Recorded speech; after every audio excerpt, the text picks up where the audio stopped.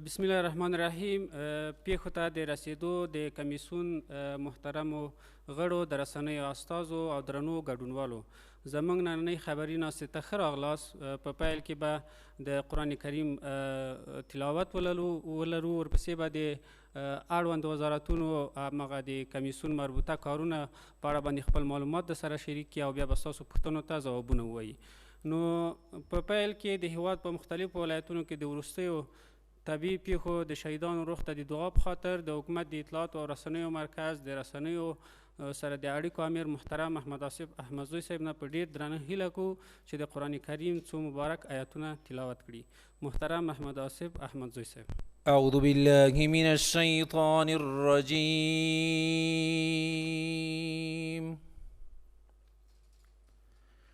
بسم الله الرحمن الرحيم.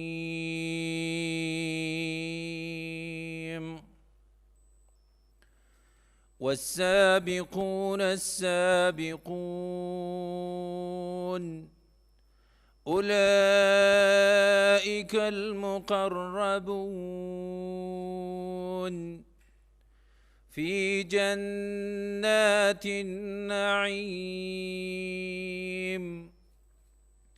ثلة من الأولين وقليل من الآخرين. سبحان ربك رب العزة عما يصفون وسلام على المرسلين والحمد لله رب العالمين. آمين. واعف عنا واغفر لنا وارحمنا أنت مولانا فانصرنا على القوم الكافرين برحمتك يا أرحم الراحمين. محترم محمد آصف احمدزی صاحب نه یوه نړۍ مننه چې زموږ دا غونډې د قرآن کریم په مبارکو آیتونو لا پسې رنګینه کړله. او اوس په ډېر درنښت پیښو ته د رسیدو په چارو کې د دولت وزارت له محترم معین صاحب نه هیله کوو چې د کمیسیون د فعالیتونو په اړه خپل راپور تاسو سره شریک کړي. مهرباني جناب معین صاحب. الحمد لله وكفى والصلاة والسلام على عباده الذين اصطفى. أما بعد فأعوذ بالله من الشيطان الرجيم. بسم الله الرحمن الرحيم. وتعاونوا على البر والتقوى ولا تعاونوا على الإثم والعدوان. صدق الله العظيم. محترمو رسنیو استازو حاضرینو، تاسو به واقعا چې په هغه وخت کې څه تاخیر رالی چونکې موضوع ډېره اساسه وه او د رئیس الوزراء لومړی مرستیال الحاج ملا برادر اخوند په مشرۍ د ضد حوادث عالي کمیسیون غونډه وه. هغه غونډه پای ته ورسېدله. نو موضوعات ډېر مهم وه، ځکه تاسو به څه ځنډ په هغه وخت تعین شوي وخت کې څه ځنډ راغلی دی. بخښنه موږ غواړو چې باید په هغه خپل وخت باندې موږ خبره کړې وای او راغلي وای. تاسو څه بخښنه غواړو چې څه به خامخا تاسو انتظار کړی. نور ښه راغلاست درته وایو. د دې یوې میاشتې چې کوم ځاني او مالی تلفات د اوس د سیلابو څخه اوښتي دي، دا به د مختصر در سره شریکو. د هېواد په 21 ولایتو کې د سرطان یا چنګاښ د میاشتې د اول نیټې څخه او د سنبلې تر 5مې نیټې پورې د سیلابو له امله 194 کسان شهیدان سوي هېوادوال، همداسې 215 ټپیان او 2020 کورونه په بشپړه او نیمه توګه ویجاړ سوي دي. همدارنګه څه د پاسته 9000 څاروي له منځه تللي دي او همداسې په زرهاو ځمکه تخریب سوې ویجاړه سوې چې هغه به بیا تفصیلي د مځکې په باب تفصیلي د زراعت وزارت سرپرست وزیر صاحب بیا خپل خبره کوي. دا هغه د یوې میاشتې ځاني او مالي تلفات دي، خو په هر بخش کې بیا تلفات اوښتي، هغه که د پلچکو وي، که د پلو وي، که د کاریوزو وي، که هلته کلینیکونه او ښوونځي د منځه تللي دي، لارې سړکونه تللي دي، هغه د هر وزارت چې کوم هغه بخش لري هغه به تاسو ته بیا خپله هغه تفصیلي راپور در سره شریک کړي.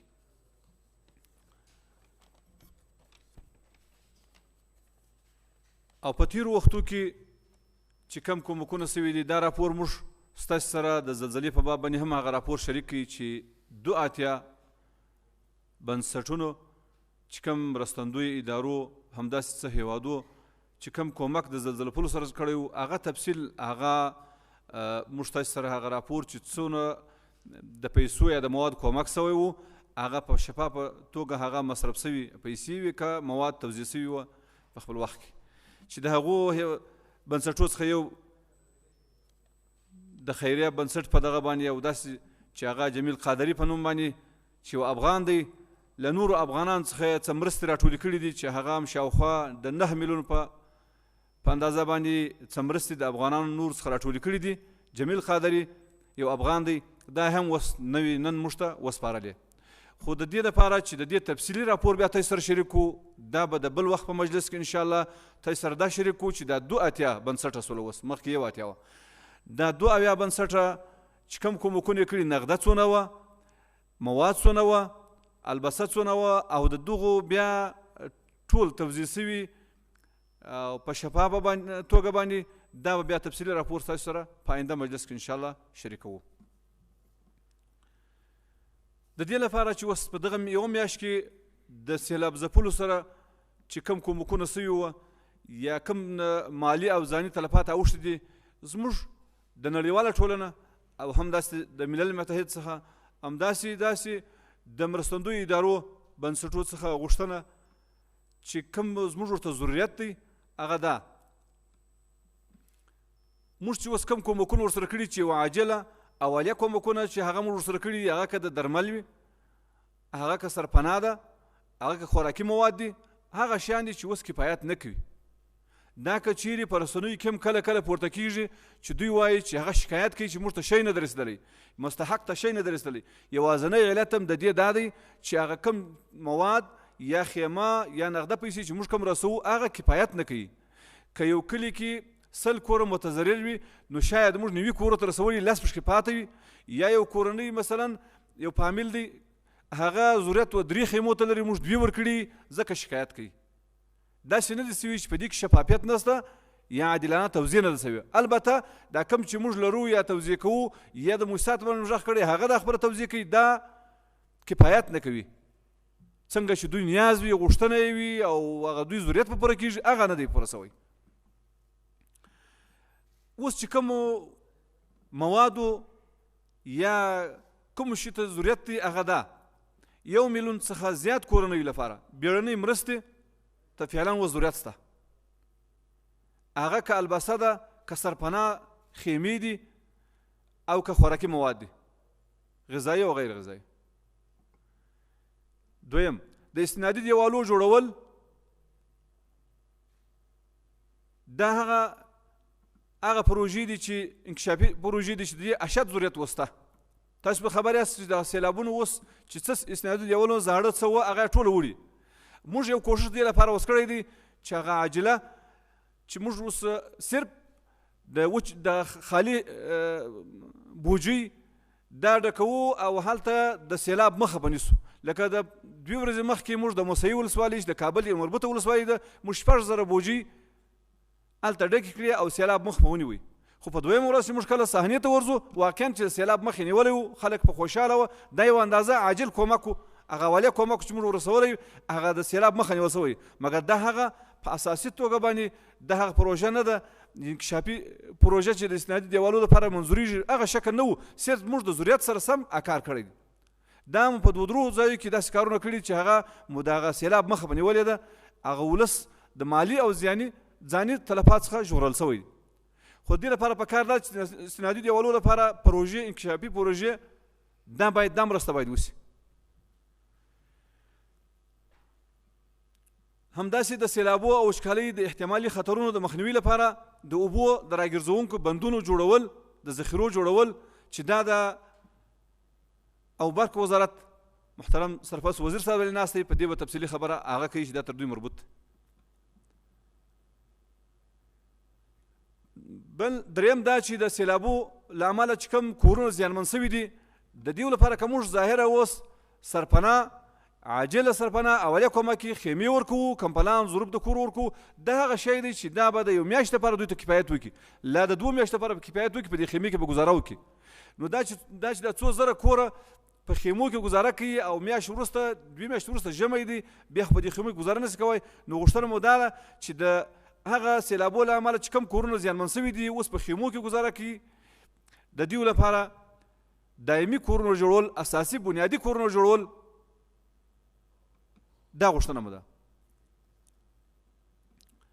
څلورم د بزګرانو او هغه کسانو هغه چې خپل څاروي له لاسه ورکړي دي د هغوی لپاره د 6 میاشتو خوراکي او غیر خوراکي مرستو ته ضرورت دی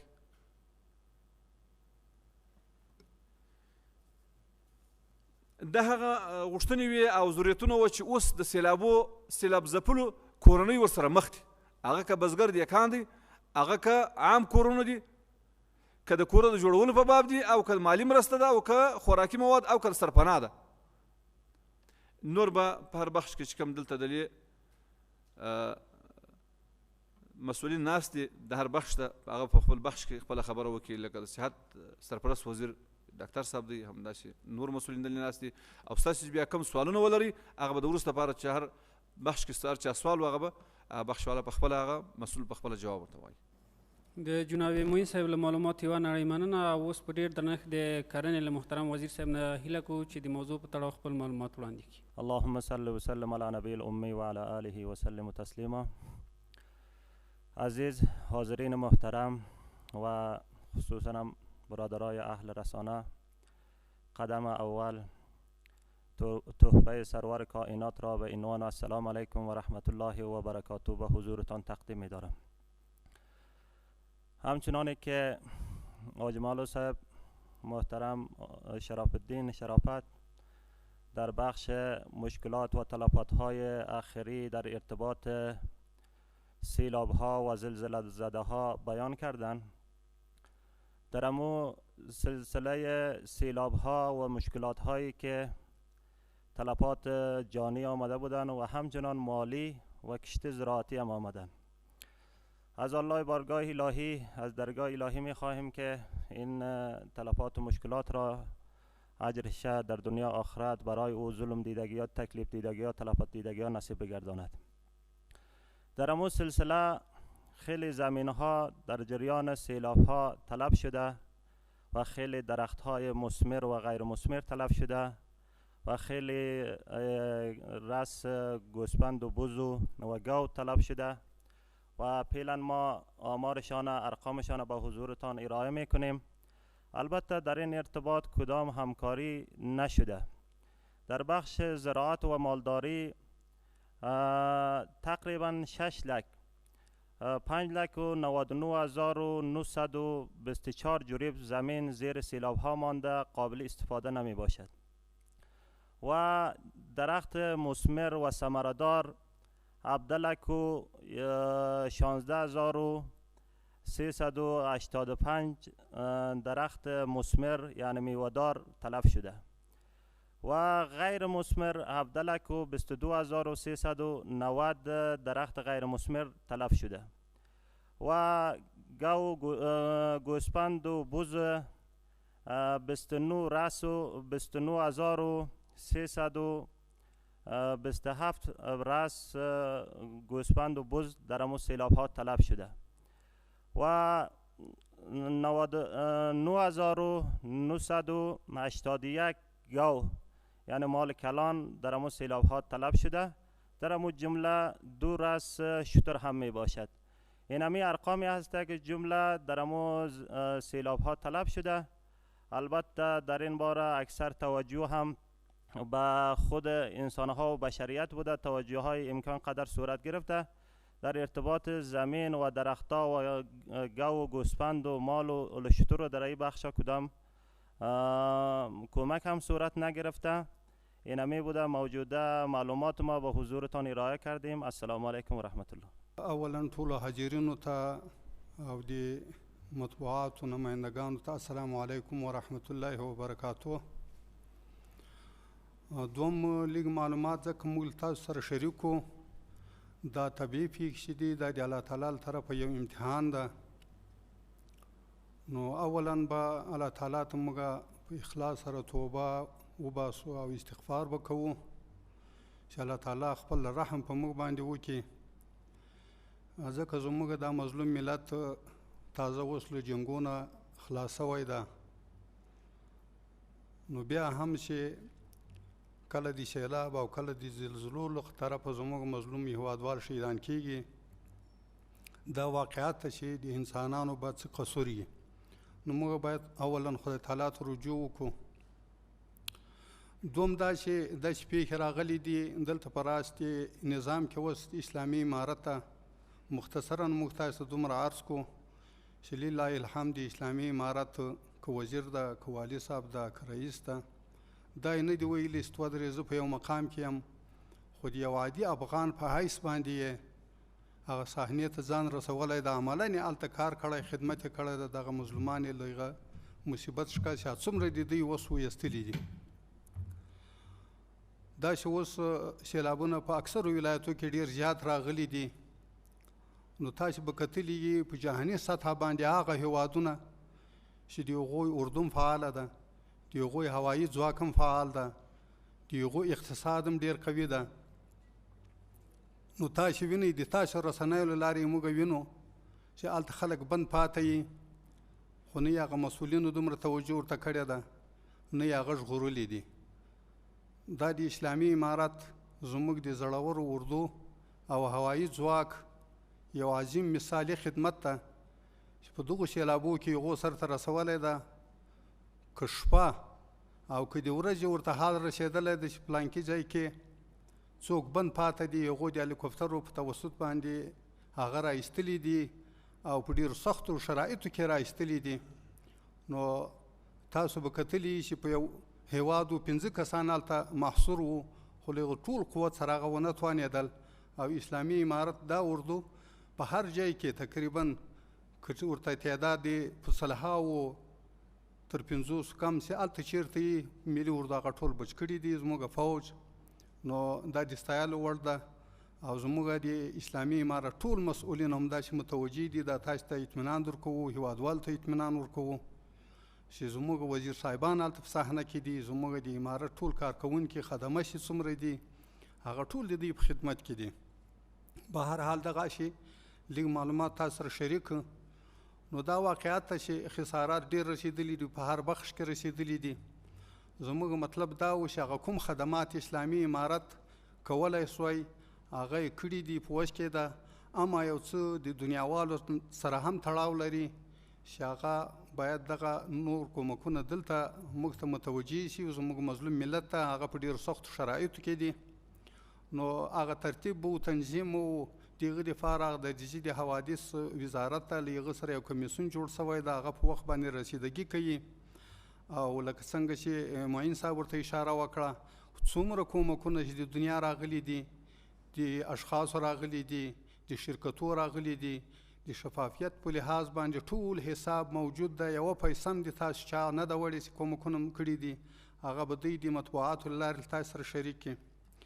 البته هغه کوم خسارات چې رسېدلي دي نو زموږ غوښتنه همدا ده له دنیاوالو نه چې ګوري دا خسارات چې موږ تاسو سره شریکو دي، دې مطلب دا ده چې زموږ د ملت اقتصاد هم ضعیفه ده، په بدو حالاتو کې هم دي. هغه څه چې ورته جوړ سوي وو، هغه امکانات یې درلودل، هغه یې اوس له لاسه ورکړل. نو د زراعت په بخش کې وزیر صاحب ورته هغه وکړي، اشاره وکړه. موږ چې کوم غټ غټ هغه ارقام راټول کړي دي او شاید دا تلفات نور هم زیات شي، نو هغه تقریبا 441 غټ کانالونه هغه چې جوړ سوي وو دا اوس سیلابو خراب کړي دي، تخریب سوي دي.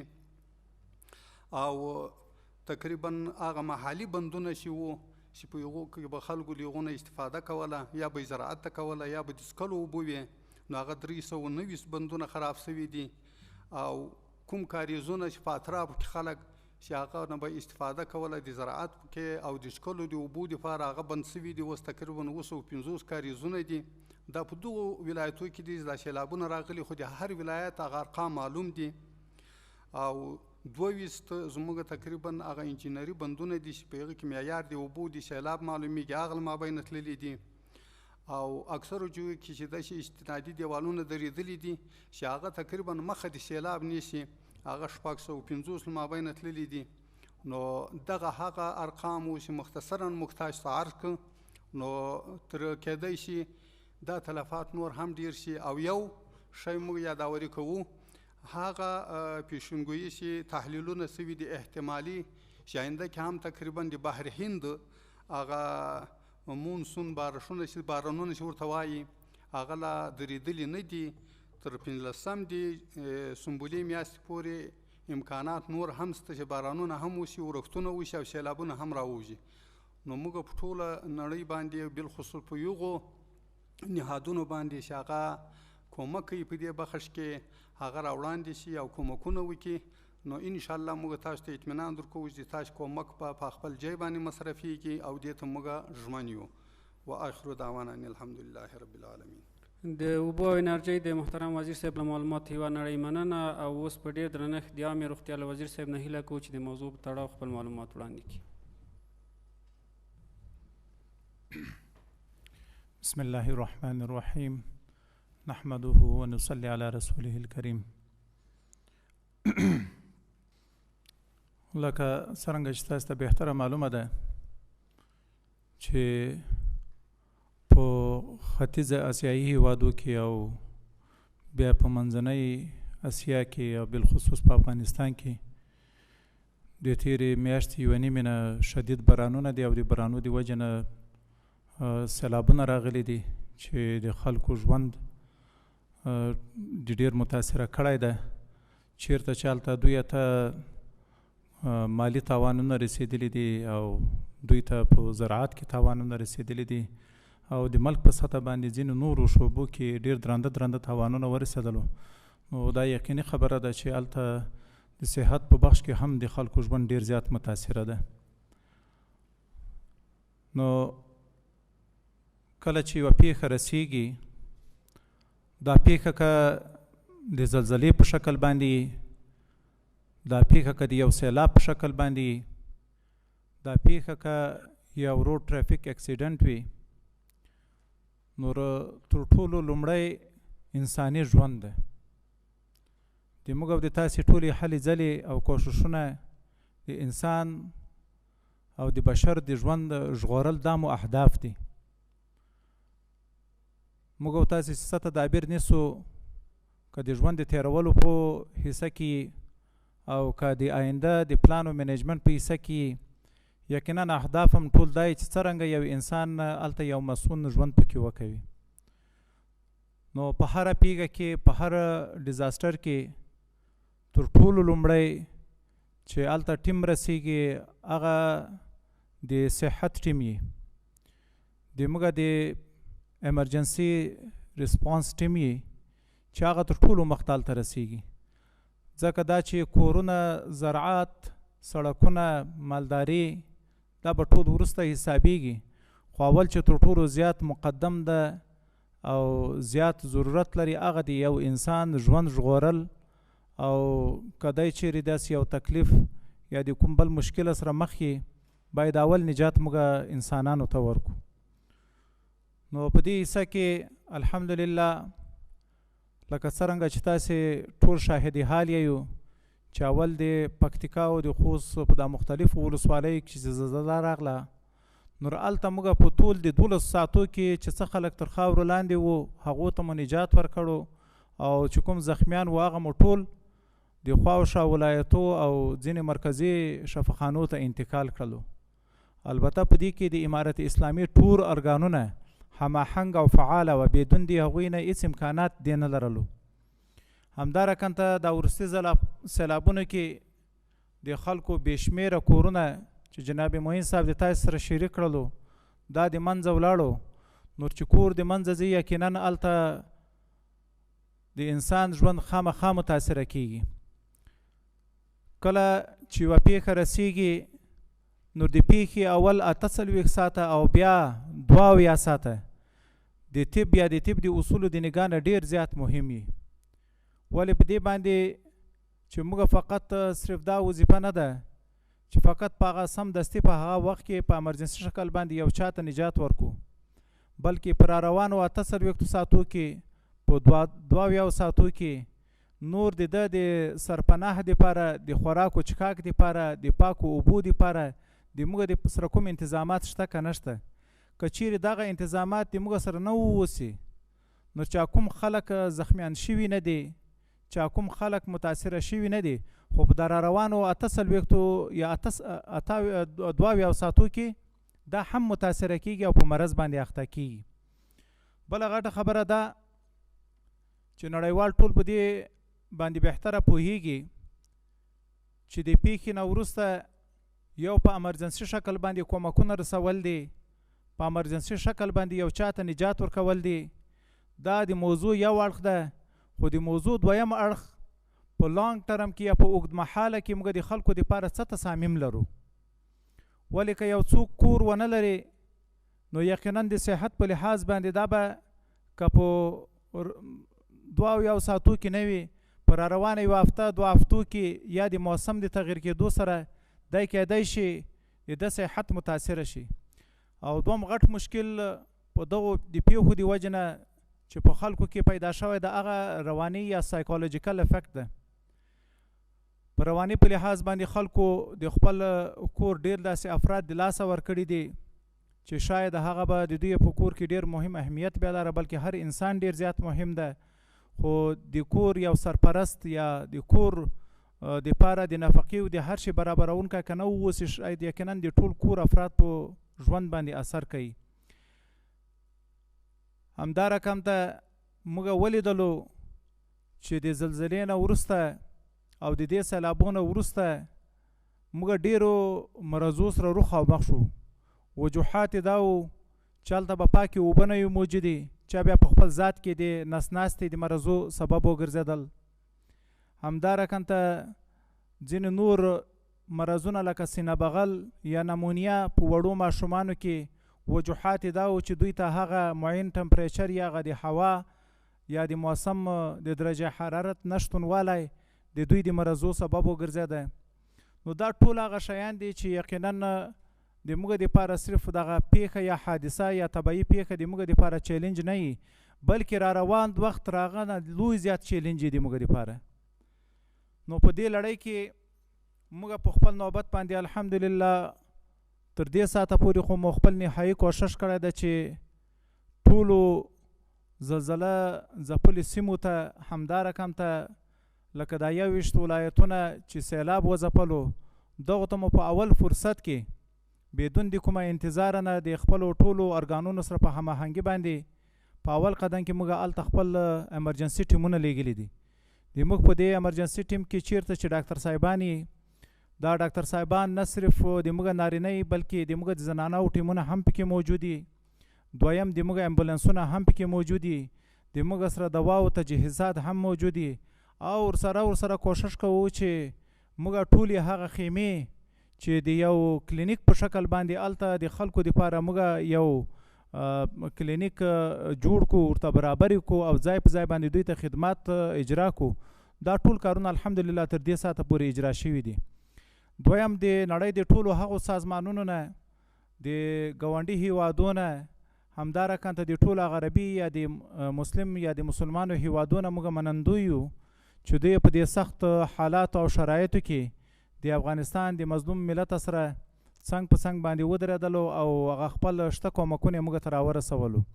خو دومره به ووایو چې شاید دغه کومکونه به ناکافي وي، ولې په دې باندې چې دلته یو بشري ناورین منځته راغلی ده، دلته ضرورت د هومینیټیرین ایډ ده، د هومینیټیرین اسسټنس ده. که چیرې دا نه واوسي یقینا دلته به یو بله فاجعه منځته راځي. د صحت په بخش کې زه دومره ویلی شم چې موږ پخوا باندې د دواګانو چې کوم کیټونه لرلو، دا کیټونه به دومره دواګانې به پکې موجود وي په فی کیټ کې چې د سلو مریضانو دپاره به موږ مکمل علاج معالجه کوله. په دې کې به هر رقم ته دواګانې او د ضرورت وړ ټول اجناس به پکې موجود وو. پخوا چې د موږ سره څومره موجود وو شاید اوس بالکل په کمیدو دي. همدا رقم ته امبولانسونه موږ لرلو او د امبولانسو په ذریعه باندې مو کافي خدمات وکړلو، خو بیا تاسو ته بهتره معلومه ده چې اکثره دا پیښې په یغو ولایتو کې منځته راغلي دي چې ټولې غرنۍ سیمې دي. د موږ ډیری داسې امبولانسونه دي چې شاید هغه دومره توان او طاقت نه لري چې په سیلابي علاقو کې یا چیرته چې اوبه راغلي یا هلته خټې یا خاورې وي یا غرنۍ سیمه وي، په هغه کې د دوی تګ ډېر زیات مشکله وي. هغه خلکو ته رسیدګي بیا کله کله ډېر زیات مشکلات پیښ کېږي چې په دې لړۍ کې باید د موږ سره ټول هغه کومکداره امبولانسونه واوسي چې موږ هغه سختو ځایو ته ځانونه پکې ورسوو. بله خبره چې دغه د موږ د نړیوالو نه شاید پخوا هم موږ کړې ده او اوس بیا هم ځینې کوو چې موږ د خلکو د ژوند د ژغورلو دپاره بیا بالخصوص په غرنیو سیمو کې ایر امبولانسونه نه لرو. تر دې ساعته پورې تاسو ټولو ته بهتره معلومه ده چې سیلابونه په بنګلادیش کې راغلي دي، په هند کې راغلي دي، په پاکستان کې راغلي دي، په ځینو نورو هیوادو کې هم راغلي دي، ایران هم یو څه حصه ځپلې ده، په افغانستان کې هم راغلي دي. خو الحمدلله د موږ د وزارت دفاع او د وزارت داخلي سره موجود چې څومره امکانات دي هغه ټول موږ د خلکو په ژغورلو باندې اچولي دي.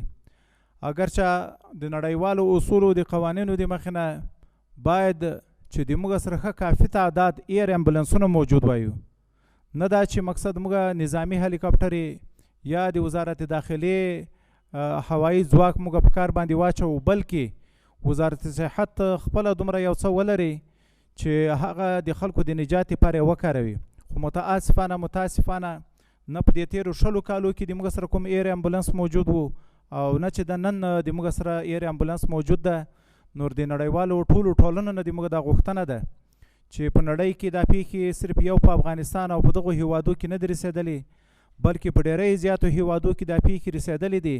نور په هغه وخت کې دا ټوله نړۍ همه وخت هغه هیواد ته ځان رسوي، هغه د دوی کوم ریپډ ریسپانس ټیمونه چې د دوی کوم امرجنسي ټیمونه چې د کومک په شکل باندې هغه هیواد ته ورځي او کومک ورسره کوي.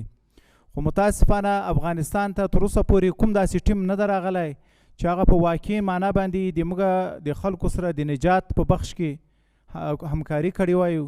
کوم داسې ایر کرافټس یا ایر امبولانسونه موږ ته نه دي راغلي چې هغه په واقعي معنا باندې د موږ خلکو په نجات کې رول لوبولی وای.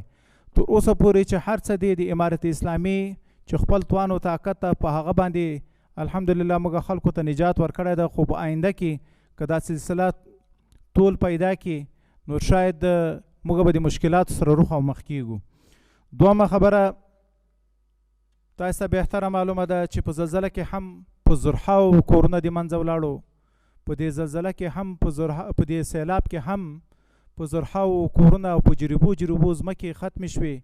نور خلکو د ژوند د تېرولو دپاره د سرپناه دپاره ځای نشته.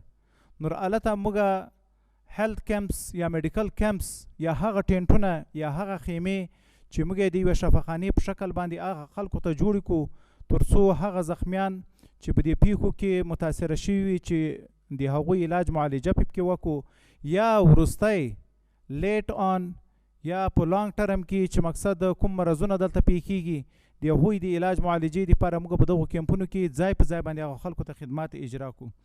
همدارکن ته موږ مختلف ډاکټرانو ټیمونو ته چې هغه په خارجي سطح باندې د ضد حوادثو په مقابل کې دوی په مجهز ډول باندې ټریني هم ټیمونو ته ضرورت لرو او هم ټریننګ ته ضرورت لرو. موږ پخوا هم د نړیوالو سره دا خبره شریکه کړې ده چې ریسکیو ټیمونه دي په افغانستان کې چې پخوا باندې هیڅ وجود نه لره، موږ په خپل ظرفیت باندې دومره وکولی شویو چې یو تعداد ډاکټر صاحبانو ته مو مختلفو ولایتو کې ټریننګونه ورکړلو او دوی مو دې ته اماده و تیار کړلو چې که چیرې یوه پیښه منځته راځي څه رقم ته به دوی مبارزه ورسره کوي، څه رقم ته به د خلکو ژوند ته دوی نجات ورکوي. خو شاید موږ ضرورت لرو چې په دې اړ کې یا په دې لړۍ کې موږ باید د خارج په سطح باندې ټریننګونه او پروګرامونه ولرو. دومه خبره لکه ما چې یاده کړه چې په امرجنسي منیجمنت کې یو خوا وختي طور باندې خلکو ته نجات ورکول دي، یو په اوږدمهاله شکل باندې خلکو ته د خلکو د علاج معالجه کول دي. په دې کې شک نشته چې خلک په فکري لحاظ په رواني لحاظ باندې د دې ټولو حادثاتو سره دوی رخ شوي هم دي او متاثره شوي هم دي. نو په دې اړ کې موږ ضرورت لرو چې د سایکوتراپي دپاره موږ باید په نړیواله سطح باندې دلته ټیمونه دي موږ سره موجود دي تر څو چې د خلکو د فکر او په سایکولوژیکل تراپي کې دوی همکاره او مددګاره واوسي. درمه غټه خبره دا تر اوسه پورې چې څومره کومکونه د صحت په بخش کې شوي دي هغه ټول امرجنسي دي، هغه ټول تقریبا په بشري لحاظ باندې دي. موږ په دې سیمو په دې منطقو کې نه صرف دا چې هغه کورونه ویجاړ شوي بلکې ډېر مختلف کلینیکونه او د موږ ټولې هغه شفاخانې هم متاثره شوي دي. د زلزلې د لاسه د موږ شفاخانې متاثره دي. په کومو علاقو کې چې کورونه اوبه وړي دي هلته د موږ کلینیکونه هم متاثره دي، هغه هم اوبو د منځه وړي دي. نو ضرورت ته چې مقصد د لانګ ټرم دپاره نړیوال د موږ سره په ځینو داسې پروګرامو کې هماهنګ شي تر څو چې مقصد موږ هلته هغه ځایي خلکو ته د نجات یو لاره جوړه کړو. نو دا د موږ یو اجمالي معلومات و چې تر دې ساعته پورې خو موږ په خپل توان و طاقت باندې لګیا یو، الحمدلله خلکو ته مو نجات ورکړی دی. خو د اوږد مهاله دپاره موږ ضرورت لرو چې د نړیوالو نه ډېر کومکونه هم را جلب کړو او توجه یې هم راواړوو. په اسلامي هیوادو کې چې کومې اسلامي خیریه بنسټونه دي، ټولنې دي، د موږ په ګاونډي هیوادو کې چې کومه خیریه بنسټ او ټولنې دي هغه ټولو توجه موږ د کومکو دپاره راوړل غواړو. د جناب وزیر صاحب له هر اړخیزه معلوماتو نه یوه نړۍ مننه. اوس د پوښتنو وخت را رسېدلی ده. البته ډېر موضوعات واضح سوله، بیا هم که چاته سوالونه پاتې نو هغه کولی شي خپلې پوښتنې مختصرې او لنډې وکړي. په پیل کې کابل ټایمز نشته، آریانا نیوز، طلو نیوز، دویم قطار که طلو نیوز څخه. سوالم از مسلم صاحبی است که برای ساخت ساز جاده هایی که سیلابایی را تخریب کرده اقدام شما چی است؟ و همچنان از منصور صاحب در رابطه به ای که بیشتر شهروندان کشور به کمبود آب صحی دچار هستند، پلان شما در این مورد چی است؟ چی پلان را در پیش دارین؟ و همچنانی که بند کجکی، آب بند کجکی چقدر زیاد شده و برنامه شما در این مورد چی است؟ دې سوال په جواب کې دومره ووایو چې د صحي اوبو دپاره چې زموږ د وطنوالو خصوصا د کابل ښاریانو دپاره تاسو ته بهتره معلومه ده چې دا څومره وخت کې وچکالي وه، د اوبو سطحه بیخي زیاته لاندې ټیټه تللې ده. په دې هکله باندې 2 ورځې تقریبا 3 ورځې مخکې زموږ د ریاست الوزرا د اداري مرستیال محترم مولوي صاحب عبدالسلام حنفي په مشرۍ باندې کمیسیون ناست و. په دې کې زیرفت وزارتونه چې کوم دي لکه د اوبو او انرژي وزارت، د آبرساني شرکت، داسې انکشافي دهات او تقریبا 2-3 نور هم دغسې زیرفت وزارتونه دي چې موږ د دې لپاره څرنګه پلان جوړ کړو. په دې باندې بحث شروع ده چې خصوصا د کابل ښاریانو دپاره موږ هم د للندر درې د شاتوت بند چې ده په هغه باندې هم کار روان ده او د پنجشیر نه چې کومې اوبه راتلې پخوا یو پروګرام و دلته په هغه باندې هم موږ کار روان کړی ده. همدغسې دلته د شاه او عروس بند ده، د هغه دپاره هم تقریبا یو څه پروګرام شته چې د کابل ښاریانو دپاره د اوبو د څښلو د اوبو یو ترتیب برابر شي. نو موږ تقریبا دغه هفته کې مسلسلې په دې باندې ناستې دي چې موږ داسې پلان جوړ کړو چې په آینده کې اسلامي امارت څومره کولی شي د دې توان لري او هغه شرکتونه چې قراردادونه له هغو سره سوي دي له هغو سره په رابطه کې یو تاسو راسئ، زمینه تاسو ته د کار مساعده ده. نو تاسو ته بهتره معلومه ده چې دغه بعضې غټې پروژې خارجي کمپنیو ته یا شرکتو ته په هغه قرارداد ورکړل سوي وي، له هغو سره هم موږ په تماس کې انشاءالله دا مشکل هم خدای مهربانه ده حل بشي. دا د اسلامي امارت هغه هلې ځلې دي چې دا کمیسیون لګیا ده او په دې باندې کار کوو. پاته سو دا چې اوس تاسو ته هم بهتره معلومه ده بارانونه چې سوي دي تقریبا هغه ډېر په دغه جنوبي ولایتو کې تاوانونه ډېر هم کړي دي او دغه هغه سیلابونه په دې ځایو کې راغلي دي چې هغه تقریبا موږ ډېر کوشش کړی دی چې دا مدیریت شي، خو اما سیلاب چا نه د مدیریت کړی. زموږ بندونه یې مړي دي، پلچکونه یې مړي دي، شنادي دیوالونه یې مړي دي. نو په هغو ولایتو کې ډېر باران نه ده سوی چې هغه د کجکي بند ته اوبه راشي. ډېرې کمې اندازه اوبه روانې دي. نو امید شته چې د هغو هم څه لیک سطحه ډېره کمه لوړه سوې ده، زیاته نه ده لوړه، دومره هغه نشي ورته کېدلی چې هغه د زموږ هغه توربینونه د برق چالو وساتي چې هغه تقریبا 1.5 میګاواټه برق تولیدوي. هلته ډېر کم سیلابونه روان دي. نو دغه هغه صورتحال و د دواړو سوالو جواب. ډېره مننه. تمدن تلویزیون.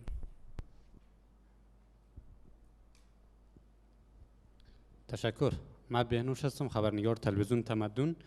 از معین صاحب وزارت حوادث سوال دارم، همچنان از سرپرست وزیر وزارت انرژی و آب. شما در مورد تلفات زلزله سیلاب زدگان گفتین، بیشتر اگر معلومات بتین که در کدام ولایات بیشتر تلفات بوده و همچنان بندهای محلی که تخریب شده وزیر صاحب اگر بگوین که بیشتر در کدام ولایت و چند بند بوده. تشکر. ډیره مننه. الجزیره منصور. ډېر زیات مننه. معین صاحب زما لومړی پوښتنه تاسو ته راجع کېږي، په دا تېرو څو میاشتو کې چې په افغانستان کې زلزلې شوي دي، طبیعي حوادث شوي دي، په ټوله کې که دا شمېرې موږ سره شریکې کوي، څومره افغانان په مستقیمه توګه او غیر مستقیمه توګه ترې متضرره شوي دي او متاثره شوي دي، او دوی ته د رسیدګي په برخه کې تاسو څومره بودیجې ته یا نغدو پیسو ته ضرورت لرئ؟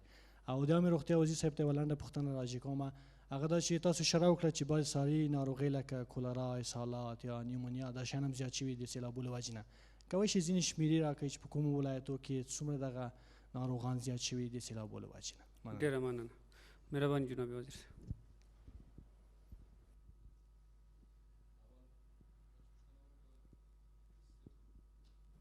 د سیلابو په باب باندې چې اوله پوښتنه وسوله د زلزلو په باب باندې، زلزلو د خو د چې کوم ولایتونه زیات ځپل سوي دي یا مالي و ځاني تلفات راوښتي دي، هغه پکتیکا او خوست ولایتونه وه. دا زلزلې چې اوس کوم دا ډېره په رسنیو کې پورته سو واقعا چې مالي و ځاني تلفات راوښتي وو، هغه یوازې خوست او پکتیکا وه. نور ولایتو کې د زلزلو څخه اوس دا شی نه دی پېښ سوی، بلکې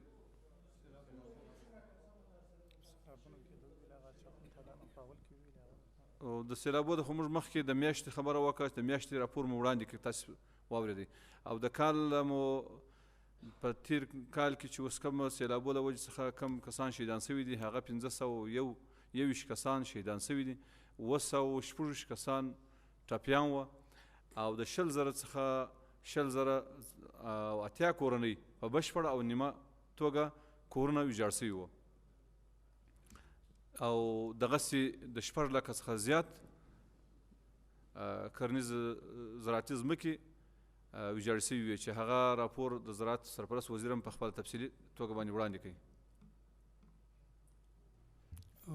سیلابونه چې دي هغه تقریبا چې ډېر زیات راوتلي دي، لوګر کې، لغمان کې، پکتیا کې، زابل کې، دغو ولایتو کې، روزګان کې، دغه ولایتو کې ډېر زیات سیلابونه راغلي دي چې تلفات هم دغو ولایتو ته ډېر زیات اړولي دي. یوه پوښتنه د تاسو د انفیکشس ډیزیز یا د ساري ناروغۍ په رابطه باندې وه چې د دې زلزله ځپلي یا د سیلابونو د وجې نه په کومو علاقو کې زیات مریضان پیدا شوي دي.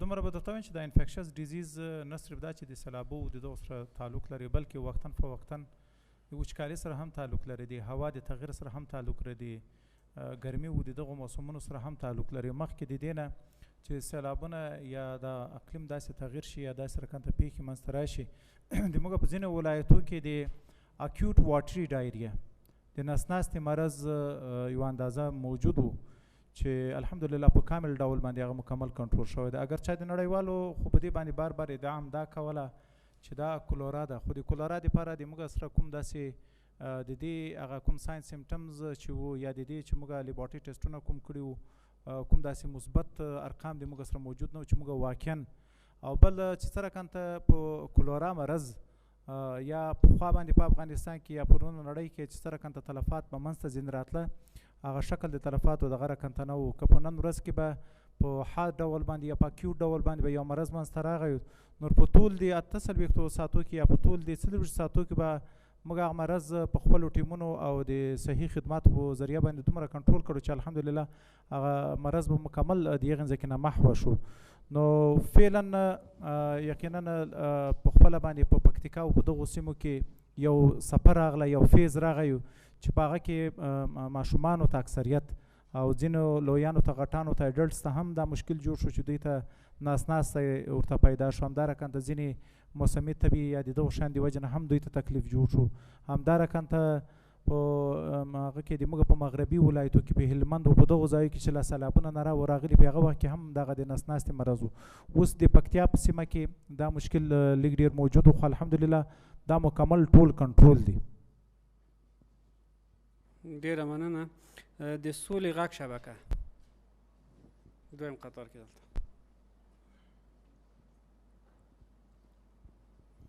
که لنډه خپله پوښتنه مطرح کړئ مهرباني صاحب الدین صمیم یم سولې غږ شبکې خبریال.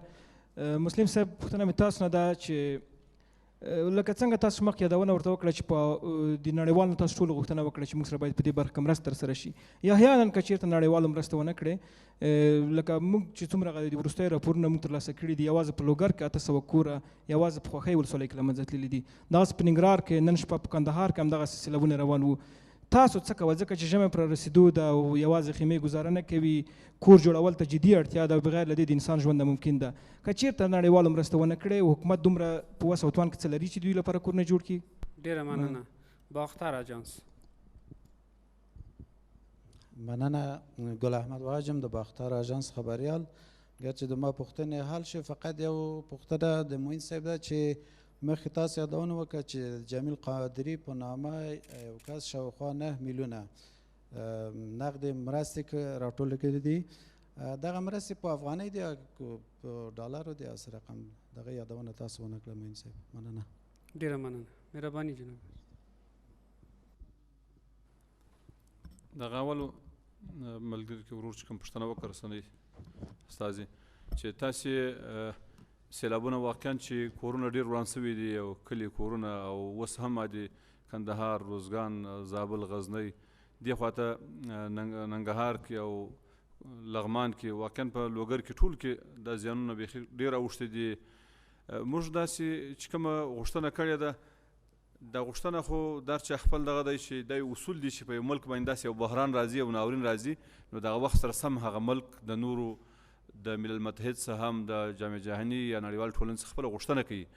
دا بیا هم که خیریه بنسټونه وي که خیریه ادارې هغه به خپل کومکونه په خپل انداز باندې چې هر چا څه وکړه هغه به کېږي او ملک په خپله یو مسؤلیت لري چې خپل هغه مسؤلیت ادا کړي. اسلامي امارت په خپل مسؤلیت لکه مخکې چې د زراعت او برق سرپرست وزیر صاحب کوم خبره وکړه چې موږ کومې هڅې د دوی د خپل ولس په ژغورنې کې کړي دي چې هغه ملکونه چې اوس فعاله برحاله ملکونه نه دي کړي. یو اشاره یې هم وکړه چې یو یادونه یې هم وکړه چې یو ځای 15 کسان وو یو ځای بند پاته وه او هغه هلته شهیدان یې هلاک شول. زه د تېرې شپې خبره درته کوم چې 1 کسان په لغمان ولایت کې بند پاته وو چې تقریبا تر 12:30 بجې پورې موږ وژغورله. همداسې په ننګرهار کې به تاسو د تېرې شپې خامخا ډېر کسان به داسې چې ورسره په لین کې یا به دغه ځای وي 55 کسان وه همداسې پاته وه چې د هوایي ځواک په چورلکو د دغه په واسطه باندې وژغورل شول. داسې چې نور ځای کې پیښ شوي دي او دا ژغورل شوي دي نو اسلامي امارت په دا مکلفیت لري او دا خپل احسان پر خپل ولس نه اچوي. دا به که چیرې مرستې وسي که ونسي خپل توان طاقت هغه که په سر او که د مال په هر لحاظ باندې ورسره شریک کړي او شریکوي خپل وس به ورسره کوي. دا که دوی د سرپناه د جوړولو وي که د بیا رغونه وي او که دوی د ځای پر ځای کول او که بل ځای انتقالول دا یې کړي دي او کوي.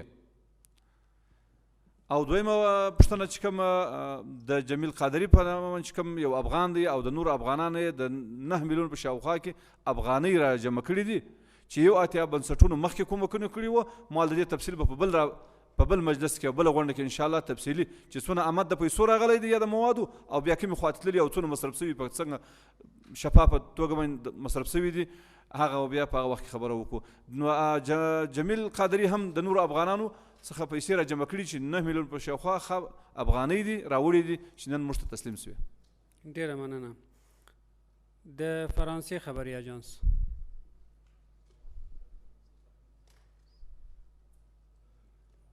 نشته. ښه، وروستۍ پوښتنه د یک تلویزیون اول قطار کې. ډیر زیاته مننه. سلامونه، وقت بخیر. من یک سوال مشخص از جناب وزیر صاحب حوادث دارم. ای که از آغاز سیلابات تا اکنون کشورهای زیاد، سازمانهای زیاد وعده کمک برای افغانستان کردند.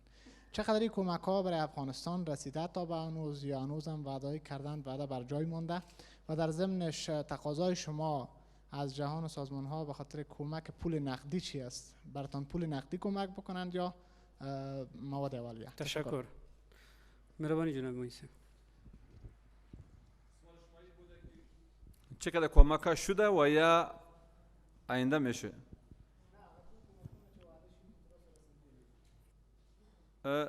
کم کمکونه چې سوي دي وعدې کړي نه دي رسېدلي. رسېدلي کمکونه موږ سره چې دلته کم سوي دي د WFP لخوا څخه 2 میلیونه 4.4 چې کوم خوراکي او غیر خوراکي مواد توزیع سوي دي، کمکونه دلته سوي دي. همداسې د ضد حوادث وزارت په مدیریت کې چې کوم مؤسساتو مختلفو بنسټونو او مؤسساتو شرکتونو کوم کړي دي 8,943,345 کورنیو ته خوراکي او غیر خوراکي مواد، همداسې نغدي پیسې دا توزیع سوي دي. دا کومکونه سوي دي. او دا چې اوس زموږ سره کوم وعدې د مرستو سوي دي هغه یوازې ازبکستان په دغه ورځو کې چې د پرون څخه کومه ژمنه کړې ده چې ستاسو سره به کومک کیږي او اندازه یې لا نه ده معلومه کړې.